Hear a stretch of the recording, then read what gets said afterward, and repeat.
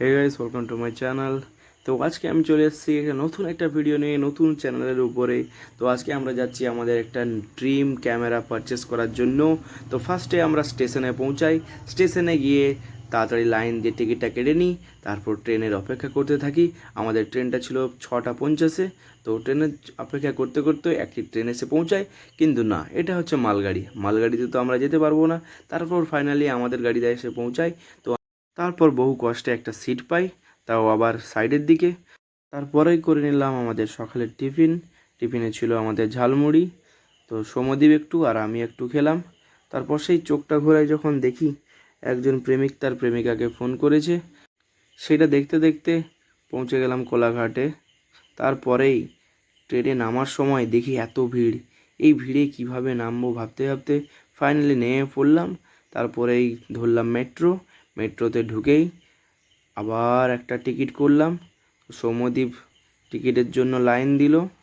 তো তারপরেই আমরা পৌঁছে গেলাম ফাইনালি আমাদের ক্যামেরা মার্কেটে, মেট্রো গলিতে। তারপরে দেখা হলো সুকুমারদার সঙ্গে। তারপরে সুকুমারদার সঙ্গে চলে গেলাম ক্যামেরা মার্কেটে এবং ক্যামেরাটা চুজ করে নিলাম। এই যে দেখতে পাচ্ছ, আমরা ক্যামেরা নিয়েছি ক্যাননের R8। মুখে হাসিটাই তো দেখতে পাচ্ছ গাইস। অনেক কিছু নিয়েছি, ক্যামেরা নিয়েছি, ক্যামেরার সঙ্গে গিম্বল নিয়েছি, অ্যাডাপ্টার নিয়েছি, 50mm নিয়েছি, এটা আমরা নিয়েছি কিড ভার্সন। তো আনবক্সিং শুরু হয়ে গেল।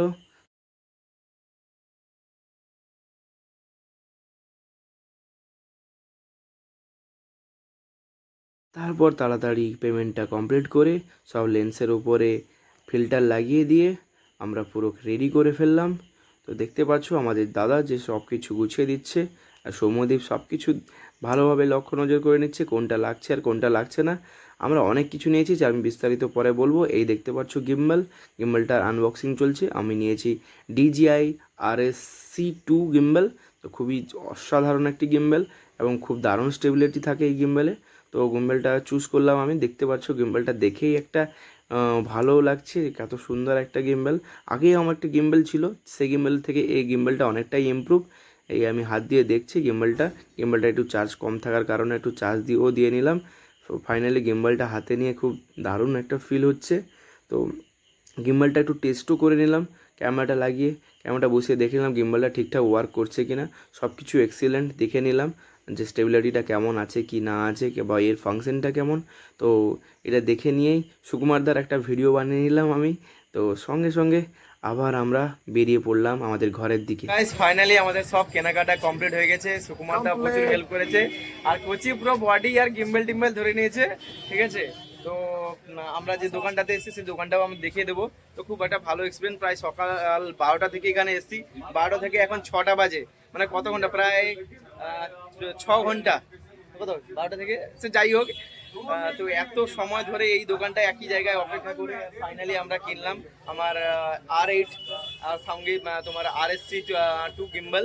তো আরো 50mm প্রাইম টাইম নিয়েছে, অনেক ভালো। তো আরো সঙ্গে থাকো, রাস্তায় অনেক লেট তো হয়ে গেছে, প্রায় অন্ধকার হতে যায়। তো চলো এবার ঘরের দিকে যাওয়া যায়। আমি কোন জায়গা থেকে কিনেছি একটু দেখিয়ে দিই তোমাদেরকে। আমি এই যে প্রফেশনাল প্রফেশনাল বা এন্টারপ্রাইজ থেকে কিনেছি। তো তোমরাও ডেফিনেটলি ডেফিনেটলি এখানে এসো। হ্যাঁ, তো চলো বাই, টাটা, আবার বাসে দেখা হচ্ছে।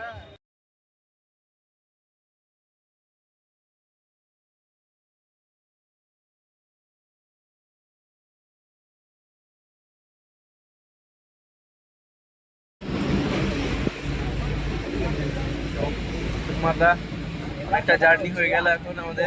একদম ব্লগটা মনে হয় ঠিকঠাকভাবে কমপ্লিট করতে পারিনি, তাও চেষ্টা করবো কমপ্লিট করতে। তো বাসে ফাইনালি আমরা বাসে বসে গেছি। তো গাইস, আমি তোমাদেরকে একটা স্টোরি বলি। মানে আমরা এটা বলতে চাই না, তাও ব্লগটা একটু বড় করবো বলে বলছি। তো কি হচ্ছে, আমাদের ক্যামেরা কেনাতে আমাদের প্রায় 6 থেকে 7 ঘন্টা টাইম চলে গেছে। 12টা থেকে 7টা অবধি আমাদের টাইম গেছে, রাত 7টা। সকাল 12টার সময় এসেছিলাম, রাত 7টা অবধি টাইম গেছে। তো সেই জন্য আমরা ট্রেনে না যেতে পেরে আমাদেরকে বাসে যেতে হচ্ছে। তো ফাইনালি আমরা বডি নিয়ে নিয়েছি, আমাদের পছন্দের বডি নিয়েছি। অনেক লেন্স টেন্স চুজ করতে টাইম গেল। তো তারপরে বাসে, জানো কলকাতা থেকে বাসে কত ঝামেলা হয়, অনেক জায়গায় বাস দাঁড়ায়। তো অনেকটা জার্নি হয়ে গেল আজকে। কালকে আবার আমার ওয়েডিং আছে।